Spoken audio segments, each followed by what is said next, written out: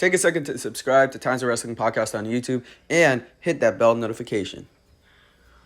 What's up, everybody? This is Times Wrestling Podcast here with a special guest. We're going to be interviewing John Skyler today, talk about all things wrestling, some hobbies he likes to do, some things he likes to do, some music, some books, some movies he watches, everything like that. So everybody get prepared and be sure to watch the latest videos with Vicky Guerrero, Red Velvet, and then watch the future videos with Moses.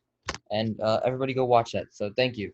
So like every single episode, we're going to share our screen and show the Instagram accounts. So this is the first one. I'm not going to start off with us. We're going to go to the John Skyler. So everybody, I will mark it like this. The John Skyler. Everybody go search that up on Instagram. And is there, John, is there like a Twitter, a Facebook, anything like that you'd like to tag? They can follow me on Twitter too. It's the exact same thing. It's the John Skyler. Just like you've already got it up there for Instagram, it's the exact same thing on Twitter. Yeah, so everybody go do that and go follow them on Twitter, Instagram, all things like that, and then go follow us at Times Wrestling Podcast. We will post at any time, then we'll do podcasts at any day of the week. You guys could see the time slots there. If the person can't make that time, then we switch it up. So beware any time we could do for everybody. So episodes posted daily and at any time. So put those post bell notifications on to find out when we'll be posting. And we just made a new account, everybody. So go check it out. We will go to it right now. This is it. Everybody go follow them. This is going to be just for our YouTube. Yeah, this is just for promoting our YouTube and Twitter. Everybody, so just go follow this we're going to be promoting our YouTube on this.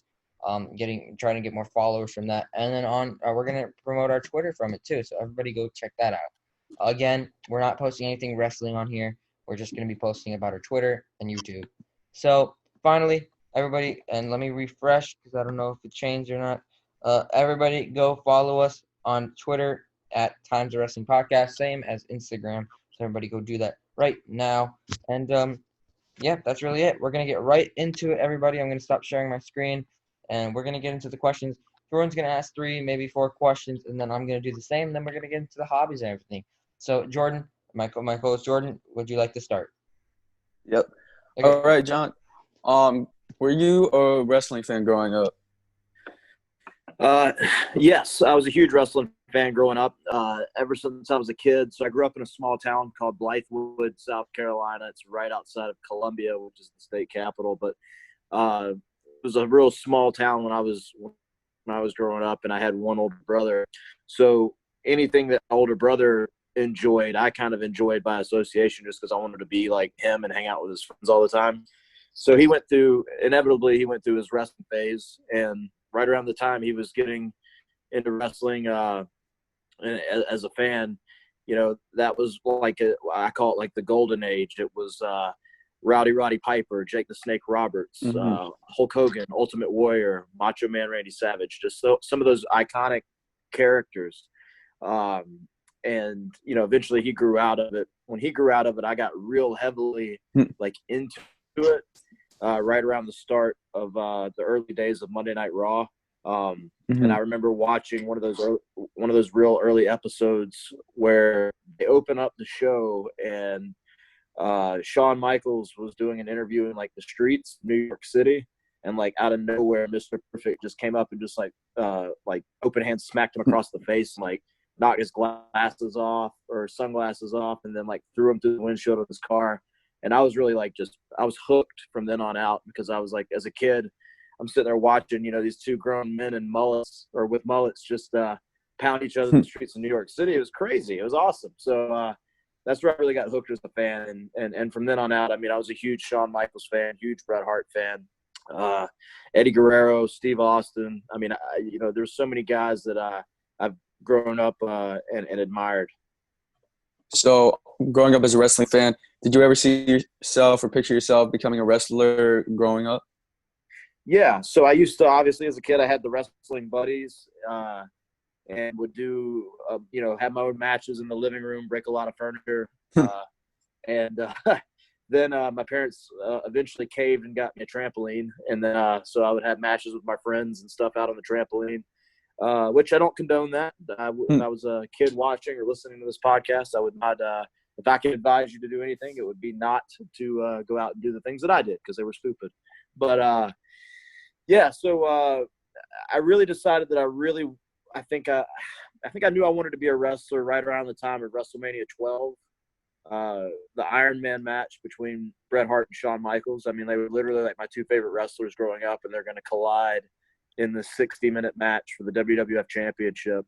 But the thing I remember the most was the hype videos and the training montages that they showed for both guys. Like, you know, Bret's running through the snowy hills of Canada and, you know, wrestling in the dungeon, and then Shawn's doing like the lucha libre stuff and like the upside down push-ups and off the wall, and just like, I just thought that was so cool because they had never really hyped a match like that before, where they had shown the two guys training for this 60-minute marathon match.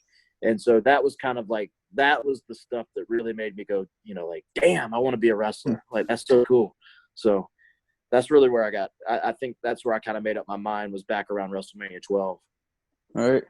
And when you got into the WWE, you were a tag team with Corey Hollis. Can I ask, when you guys came over to AEW Dark, how come you guys didn't pursue being a tag team? A lot of the times it's just timing things. You know, Corey had actually done AEW Dark before I had, because they actually just, I mean, it was just a matter of they contacted us individually. Got it. So, you know, Corey, he did a shot for AEW Dark, and then a couple weeks later, they brought me in to do a shot at AEW Dark with Brady Pierce. And then, you know, now Corey's back there, and now I'm on the injured list. So a lot of it boils down to just timing, you know. But who's to say that me and Corey haven't, you know, I don't dare say that we've wrestled our last match as a tag team. Mm-hmm. So I'm hoping, because I saw a couple of videos from WWE. You guys seem like you know each other a lot. When being a tag team, and do you think you guys will probably? Do you think the AEW writers will put you guys together as a tag team on Dark or even Dynamite when you are not on the injury list? That's a good question. You know, I really don't know. I don't know what is the best fit for us right now in terms of what AEW needs. Right now, AEW's got the biggest, I would dare say, like the most stacked tag team roster out of anywhere in the business. If you look at Private Party and FTR, obviously the Young Bucks, Butcher and Blade, you know, there's so many great tag teams there right now. The Lucha Brothers, you know, I don't want to leave anybody off. Best Friends. So, you know, it would depend really on do they need another tag team? And I think they, you know, to me anyways, as a fan growing up, a good tag team wrestling match beats a good singles match any day of the week, just because there's so much more you can do. There's so many more elements in terms of the things that you can do with the rules and the tagging in and out. Now you've got 4 guys out there instead of 2, and it can just be a lot more exciting than a good singles match, in my opinion anyways. So really that would just boil down to, again, timing. What does AEW need? Do they need another tag team? You know, it, again, would depend on where I'm at in terms of coming back from the injury, and if they had, you know, plans for Corey as a singles or, you know, me as a singles. So obviously, I hope I'm answering your question as best I can, but there's a lot of outlying factors, obviously, that neither one of us have much control over. But any opportunity that would arise that would be a foot in the door for either one of us, I know we both always had the agreement and the mindset of whatever it takes to get the foot in the door, you take it. So whether that's being a tag team, cool. Whether it's us doing single stuff, fine by me too. So I really just am looking to continue to get that foot in the door. This just brought me to another question. You've been posting on your Instagram lately, that I've been seeing, that your physical therapy is almost up. So do you have an estimate on when you could be coming back to Dark? Because I see you in the stands every week, and I'm just wondering, when is he coming back to Dark? So to reiterate, my physical therapy is not almost up. I've started my physical. No, I've started my physical therapy. My physical therapy is going very well. Things are looking great in terms of my recovery, but there's still a long road ahead of me. I still have several months, I think, before I'll be cleared for in-ring action. But trust me, brother, as soon as I get cleared, I'm going to be ready to be back in that AEW ring for sure. And this is my last one. This is more like a little funny one. Tony Khan did explain that he likes having both sides of the stands. You know, he has the good guys and the bad guys. But are you on the bad guys side? Because you're on the left side, which always has the guys who aren't afraid to like attack out of nowhere. So if you ask me, I think I'm a pretty cool guy. I'm a nice guy, but some people would say that I'm a bit of an ass. So I guess that would classify me as being on the bad guy side. It's more fun anyways, especially if you're over there next to an MJF who's just not afraid to hold anything back. He's, he always states what's on his mind. And for some reason, he can somehow drown everyone else out with his voice because he's just somehow louder than all of us. But, yeah, it's more fun being over there anyways on the bad side. You know, you got MJF. Sometimes you have Sean Spears and Britt Baker and Jake Roberts. Like, oh, my gosh, like, why wouldn't I want to be on the bad guy side? That side's awesome. Why would I want to hang out with Pineapple Pete on the other side? Oh, come on. Pineapple Pete? You don't like hanging out with Pineapple Pete? I'd rather sit at home and not have power for months on end during a pandemic than hang out with Pineapple Pete. Whoa. All right, Trent, your turn. Yeah, man. I have to agree, man. I think the bad side's actually pretty. That looks fun, man. Like MJF, and then you got Wardlow, and then you got Sean Spears. That would be fun, and Ricky Starks. So that's leading on. That's just a statement. Now leading on to my question. We were talking about your leg. How is your leg feeling? How you doing with the leg? Are you able to like stand on it, or how's it going? Technically, I'm not supposed to be putting a lot of weight on it right now. I'm still supposed to be using my crutches to kind of get around and stuff.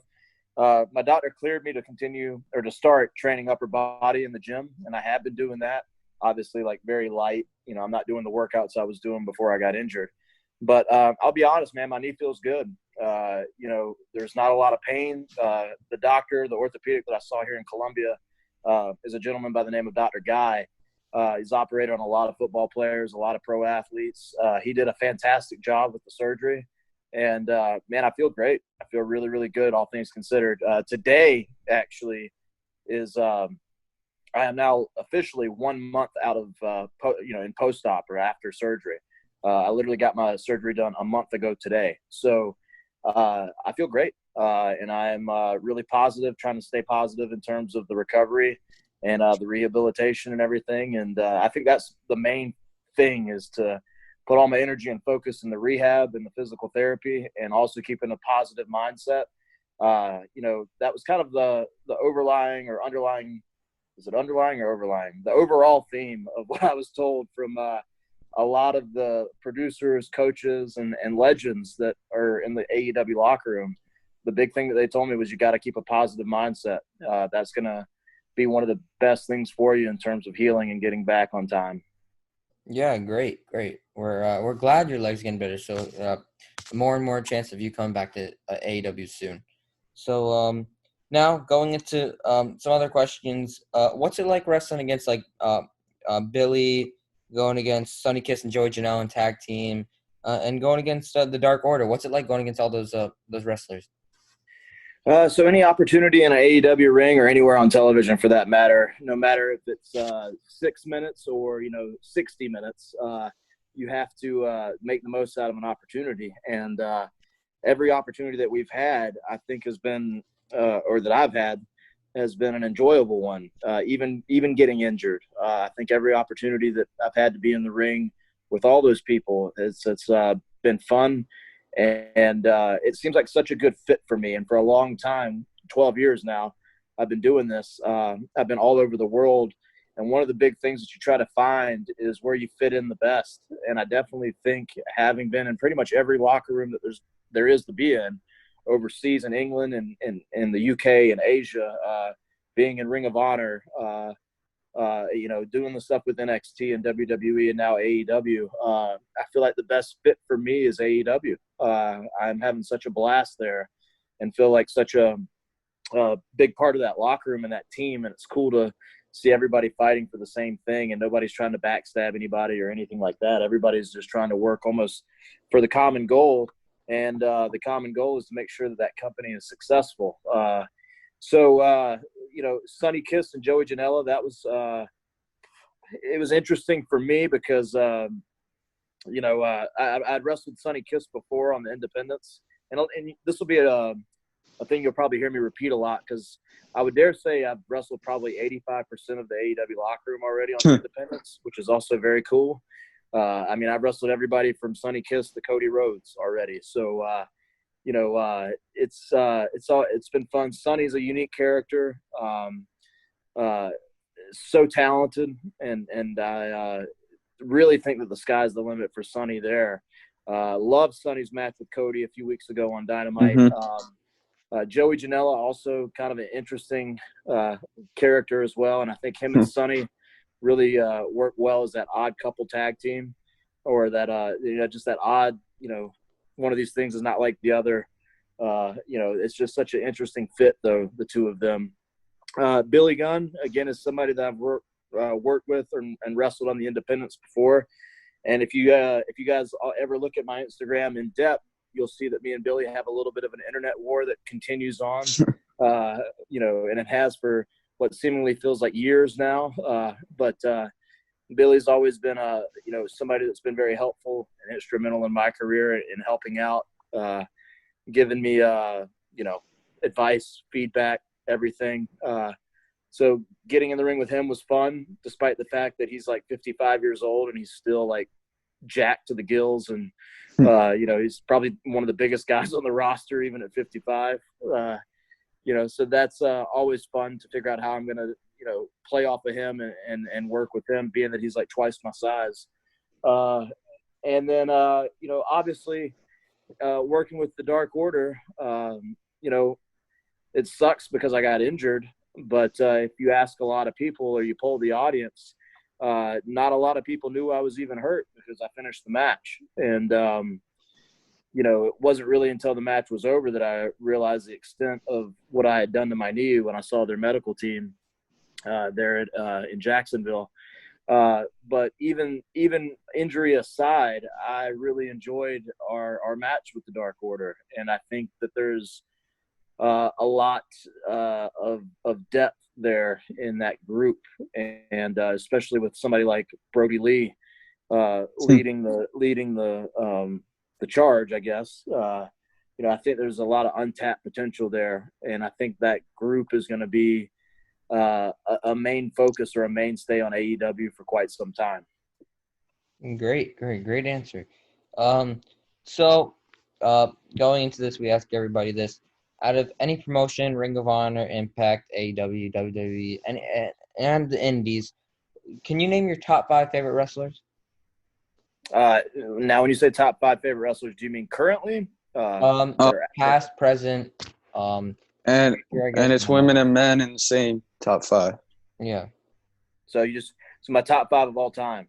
I would say Shawn Michaels, Bret Hart, Stone Cold Steve Austin, Eddie Guerrero, and then number 5 always changes from day to day, unfortunately. But let me think here. Today we'll say Arn Anderson. How about that? Great. That's okay. Definitely a change-up. We have not heard that answer in a while. So, yeah. So that's it from me. That's it from Jordan. So now we're going to go into the hobby part. What are some things you like to do during quarantine?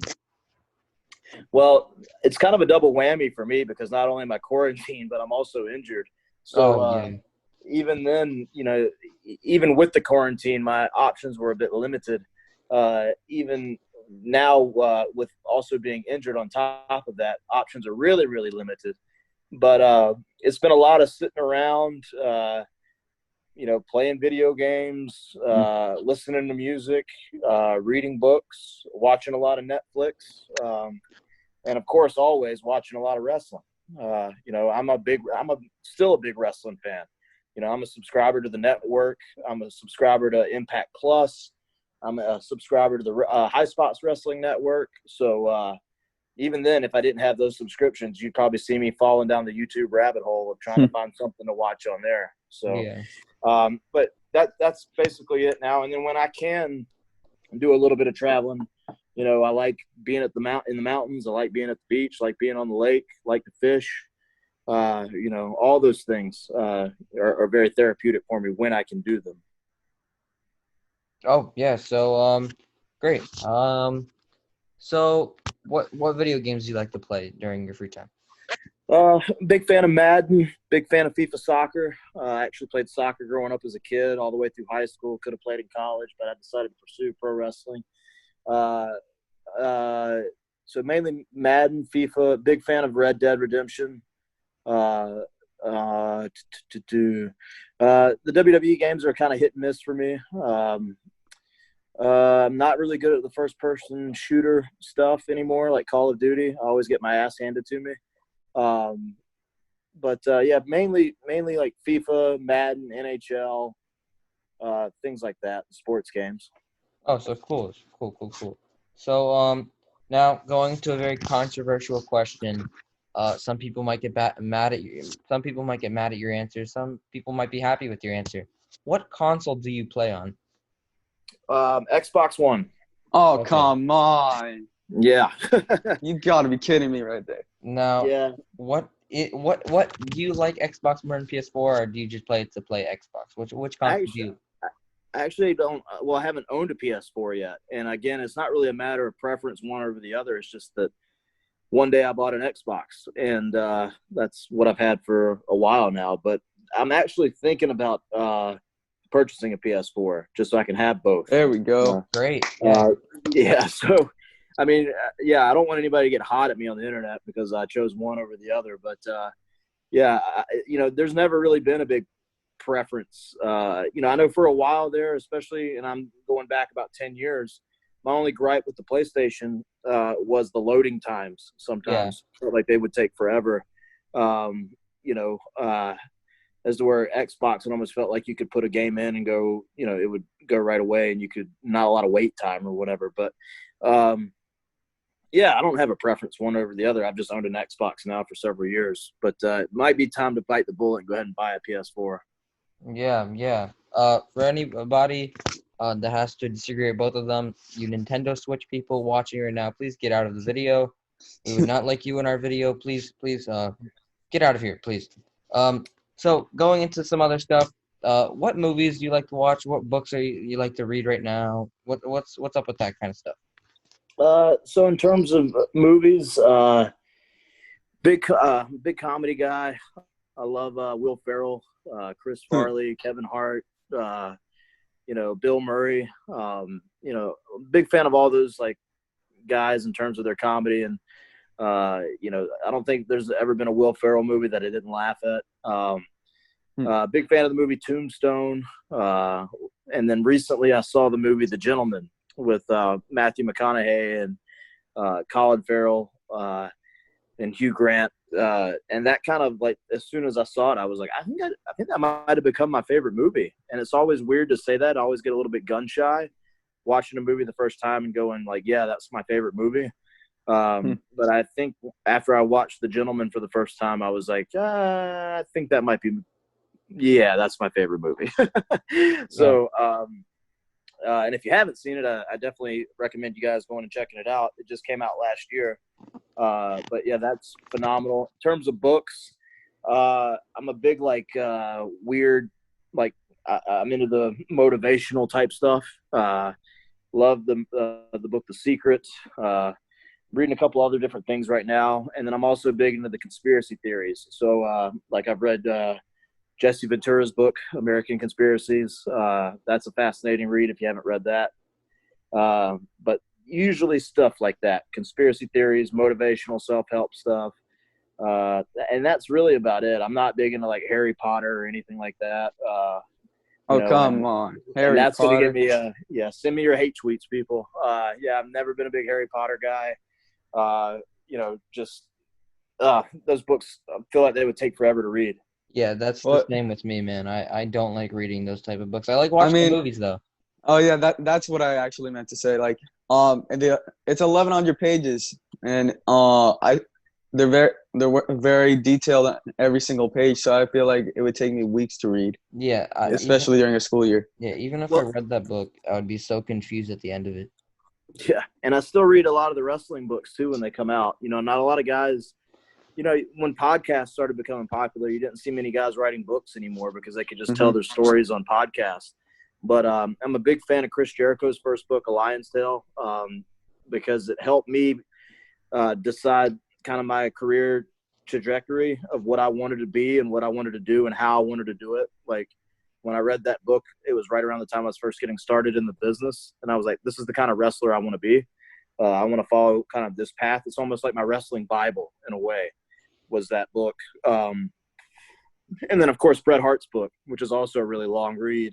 That thing's like over 1,000 pages, it seems.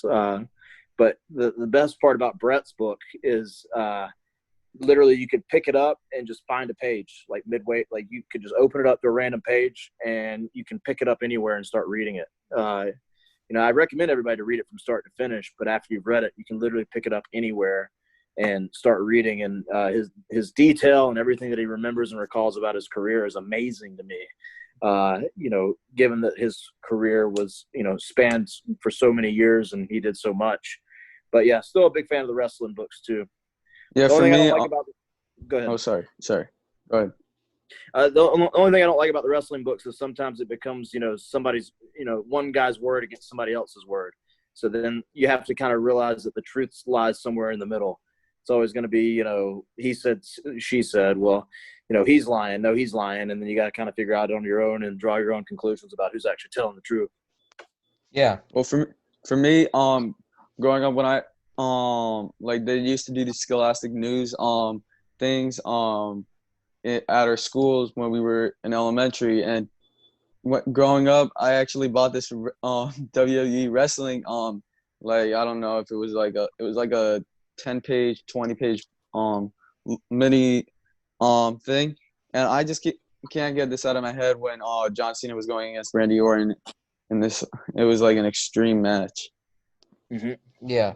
So I can't help but ask, because I am also into those conspiracy theories. Like I like knowing that, hey, maybe this is possible, maybe it's true, maybe it's false, and all of that type of stuff. So what is your favorite conspiracy theory, if you have one? I do.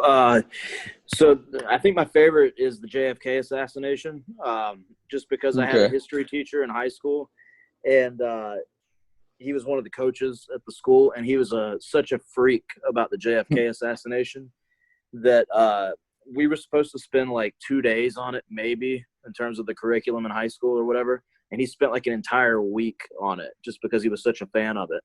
And so like we got to see like the Zapruder film for the first time, like, and all these backstories and stuff like that. So I've always been kind of fascinated with the JFK assassination, even since then. And then hearing more and more about it as I've gotten older and being able to kind of look at it from an older set of eyes and kind of dissect it on my own.